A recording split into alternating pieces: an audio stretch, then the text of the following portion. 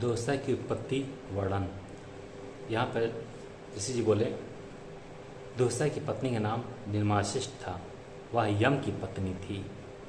यम की पत्नी जब ऋतुमती हुई तब उसका गर्भ चांडाल के दर्शन से स्थिर हुआ था और उस गर्भ से निर्माशिष्ट की उत्पत्ति हुई थी। निर्माशिष्ट के गर्भ से 16 संतानें हुईं, जिनमें 8 पुत्र एवं 8 कन्याएं थीं। 8 पुत्रों का नाम दंताकृष्ट, तथोकित, परिवर्त, अंगध्रुप, शकुनी, गंड प्रांतृत्य, गर्वहा, सस्यहा था तथा 8 कन्याओं का नाम नियोजिका, विरोधिनी, स्वयं हारकरी, ब्राह्मणी, ऋतुहारिका, स्मृति, हरि, बीजहरि और दिशेश्री थी। यह लोक के लिए महान भयंकर थी। अब सभी पुत्रों एवं कन्याओं के कर्म तथा उनकी शांति के उपाय निम्न प्रकार हैं। दंताकृष्ट से उत्पन्न हुए बालकों के दांतों को किटकिटाता है और दुस्सा भी वहाँ आ जाता है। इसकी शांति के लिए बालक के सोते समय उसके दांतों एवं बिस्तर पर सरसों डालनी चाहिए अथवा औषधि जल से स्नान करना चाहिए। श्रेष्ठ शास्त्रों जैसे दुर्गा सप्तशती, राम रक्षा, श्री कवच आदि का पाठ करना चाहिए अथवा ऊँट या गेंडे की हड्डी का यंत्र बनाकर कपड़े में बांधकर बालक के कंठ में बांधें या रेशमी वस्त्र पहनावें। दूसरा पुत्र तथोक्ति यही हो कहता हो। मनुष्यों के शुभ एवं अशुभ कार्यों में लगा रहता है। यह 100% सत्य है। इसकी शांति के लिए पंडितों को सदा ही शुभ कारण एवं मंगलकारी वाणी का ही उच्चारण करना चाहिए। भगवान जनार्दन का कीर्तन करना चाहिए। चराचर गुरु ब्रह्मा अथवा जिसका जो कुल देवता हो उसे उसी का स्मरण करना चाहिए।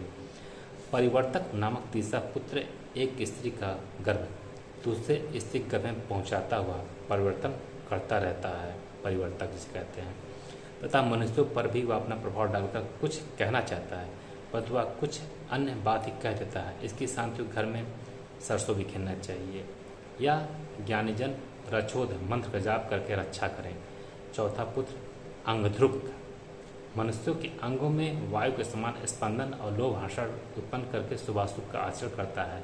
इसकी शांति हेतु अपने अंगों को कुशा से पीटना चाहिए। कुशा एक प्रकार का होता है, इसे पूजा की जाती है।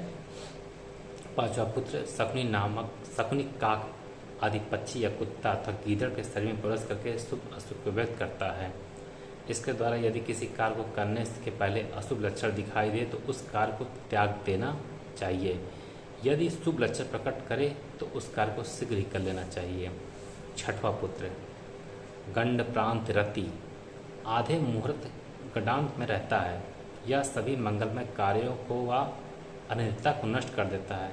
इसके उपद्रव का समन ब्राह्मणों के आशीर्वाद से देव स्तुति, मूल नक्षत्र की शांति करने से अथवा गौमूत्र मतलब गाय का शिशु, श्वेत सरसों से स्नान, नक्षत्र तथा ग्रह का पूजन, धर्मोपनिषद का श्रवण एवं शास्त्रों के दर्शन एवं जन्म का तिरस्कार करने से होता है।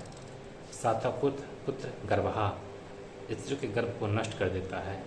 इसके समन के लिए सदा ही पवित्र रहना चाहिए। उत्तम मंत्रों को लिखकर माला आदि को धारण कर पवित्र रूप घर में निवास करना चाहिए। आठवां पुत्र सस्यहा संपूर्ण शस्त्र धान्य को नष्ट करता है अतः इसके समनार्थ खेत में पुराना जूता रखना चाहिए। खेत में बाईं ओर से चंडाल प्रवेश करना चाहिए। खेत के बाहर बलि देनी चाहिए तथा समाम्बु मंत्र का पाठ करना चाहिए। जनेऊ बाएं कंधे पर रखकर खेत में घूमना चाहिए।